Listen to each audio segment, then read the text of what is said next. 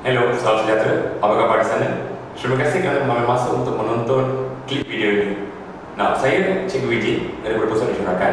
Bersama dengan saya hari ini ada seorang ibu kepada seorang pelajar di Pusat Masyarakat.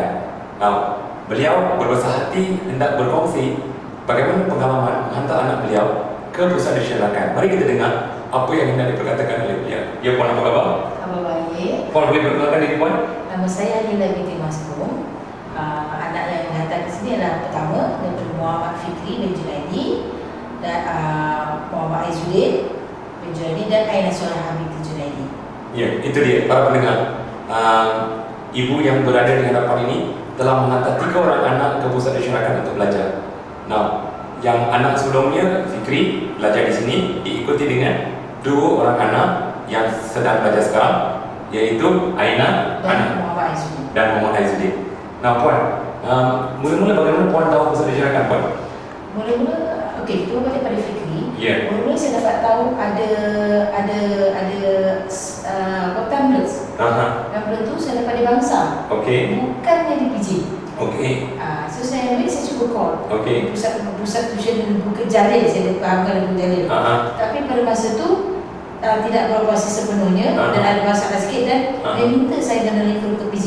Okey. Jadi saya kena pergi PJ dan pada esok harinya saya datang buat appointment. Okey. Sebab saya nak masukkan anak saya yang sulung tu Muhammad Fikri untuk tuition tingkatan 5. Okey. Jadi Puan sebenarnya mendapat tahu Pusat Masyarakat melalui risalah, ya? Rasa salah. Okey. Jadi Puan telah menghantar anak pertama Puan, iaitu Fikri, untuk belajar di sini. Ya. Masa tu Fikri tingkatan 5. 5. Okey, masa tu Fikri belajar di asrama, betul, Puan?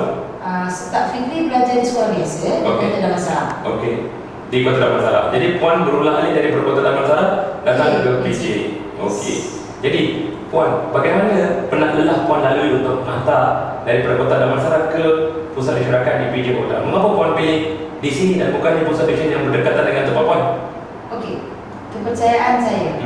Okey, dengan keadaan pembelajaran di sini, dengan student yang tidak ramai dalam satu kelas, pada saya attention kepada cikgu kepada pelajar adalah lebih berbanding kelas yang besar. Katanya canggih tapi tak ada apa-apa.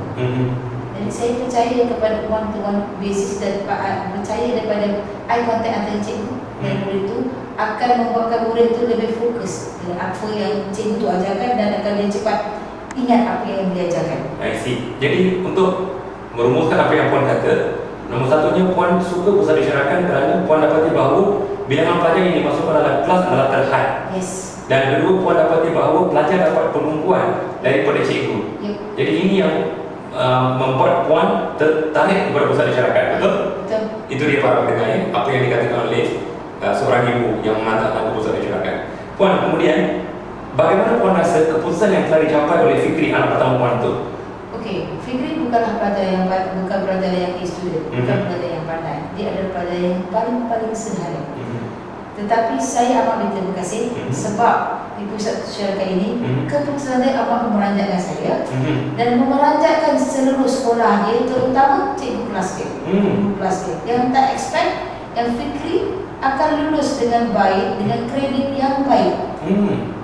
Jadi dengan kata lain, pada awalnya sebelum Puan hantar Fikri ke Pusat Masyarakat, keputusannya dalam kategori apa, Puan? Kategori C ke bawah. C ke bawah, ya. Tetapi dia tak pernah pas form 5 punya maths, dia tak pernah pas. Okey, jadi Tapi di pusat masyarakat dia boleh, walaupun masa yang kita dah singkat, maksudnya saya masukkan dalam bulan 5, kalau saya tak silap, bulan 5 dan kita exam bulan 11, sudah masa 6 bulan. Dia push himself dan cikgu pun membantu secukup-cukupnya dan membolehkan dia skor kredit yang baik, dapat result yang baik dalam bahasa Malaysia. Di mana sebelum di bahasa Malaysia dia memang dia fail. Dia tak pernah pas. Dan dia bagi saya B cukup 1 panjang. Dan cikgu dia memang 1 panjang dia boleh dapat B. Ya. Jadi para pendengar, untuk menyipas kembali apa yang dikatakan oleh ibu ni, iaitu untuk anaknya yang beliau hantar ke Pusat Masyarakat untuk mata pelajaran bahasa Melayu, pada awalnya gagal, matematik juga sebegitu. Tapi setelah belajar di Pusat Masyarakat selama 6 bulan, keputusannya melonjak, meningkat, mencapai bahasa Melayu dapat D untuk SPM dan matematik dapat C. Ya, jadi maaf, puan terperanjat. Terperanjat. Ibu ya cik apa ni guru dekat sekolah pun Memang terperanjat. terperanjat. Tak Dua. sangka dia boleh lepas bahasa Malaysia dan juga boleh lepas matematik. Sains pun dia dapat C, which is very unexpected. Unexpected, di luar jangkaan. Dia luar jangkaan. Dan dulu juga saya sendiri.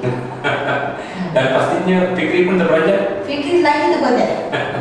Okey puan, lagi satu. Selepas tu dengan kepercayaan ini puan telah pun menghantar Menghantar Muhammad Aizudin. Aizudin. So Aizudin tinggal di belajar di sekolah menengah tinggi agama Kuala Kubu. Okey. Okey, dengan sistem pembelajaran dan bertinggal di asrama. Okey. Sepenuh masa jadi dalam keadaan sekolah dan keadaan keputusan dia di sana sepanjang berapa 5 semester by semester daripada tingkatan 1 sampai tingkatan semester pertama saya tak confident yang Aizudin akan capai matlamat apa yang disebutnya dapat sebagai student yang baik. Okey.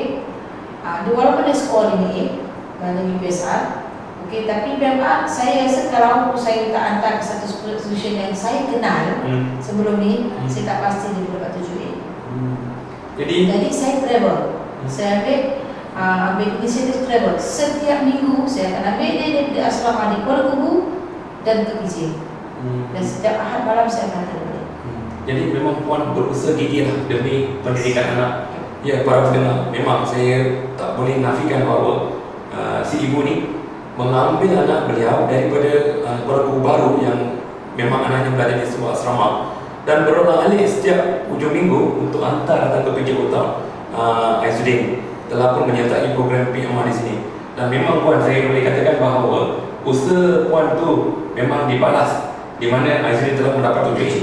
Yes. Jadi Cikgu dia pun terperanjat. The whole school terperanjat because masa dia trial 1A pun tak ada. Sesungguhnya dia dapat 5C, 5B dan 3C. Dia dapat soalan dia ambil batu agama tambahan kan. Dan 8 mata pelajaran dia dapat tu. saya masih ingat Aizudin masa tu hanya belajar di pusat pencerahan selama satu setengah. Tak sampai. Tak sampai ya? Tak sampai berapa bulan dia belajar untuk PMR. PMA, yes. Untuk PMR berapa bulan saja dia belajar tapi dia catching up. So dengan bantuan yang diberikan dia dengan notes tu, dengan notes yang dibagi, dengan apa yang baca di sini, dia usaha dan dia berusaha untuk ajar dia. Okay, bukan dia saja, dengan seorang kawan dia lagi satu pun saya minta hantar di sini. Yes, yes.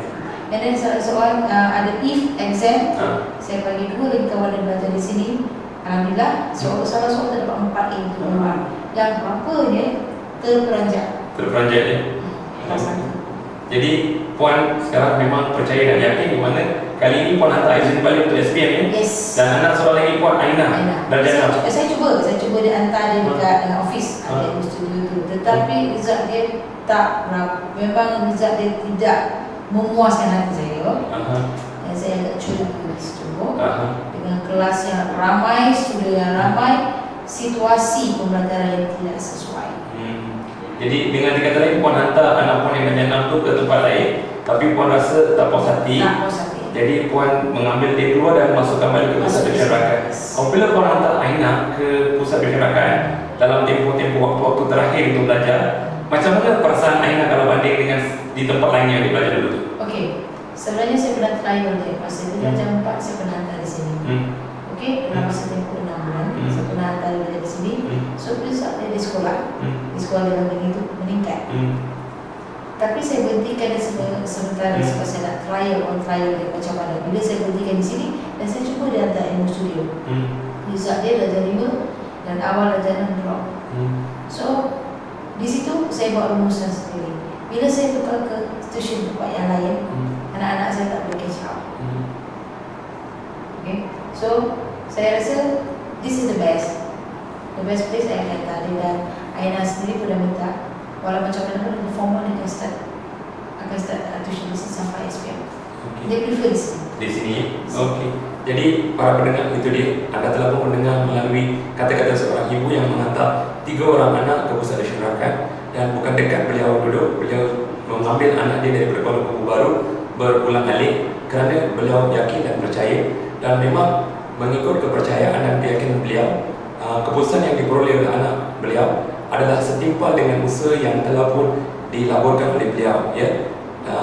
Usaha beliau kegigihan beliau, penadalah beliau berulang-alik ke sini kemari telah pun dipulangkan melalui keputusan yang memberangsangkan. Jadi inilah apa yang kami lakukan di Pusat Syurakan. Kami menghadkan bilangan pelajar, kami memberikan pengajaran yang berkualiti, kami mengajar dengan penuh kegigihan dan juga penuh perasaan, penuh dedikasi. Inilah sesuatu yang luar biasa yang mungkin sukar anda ditandingi.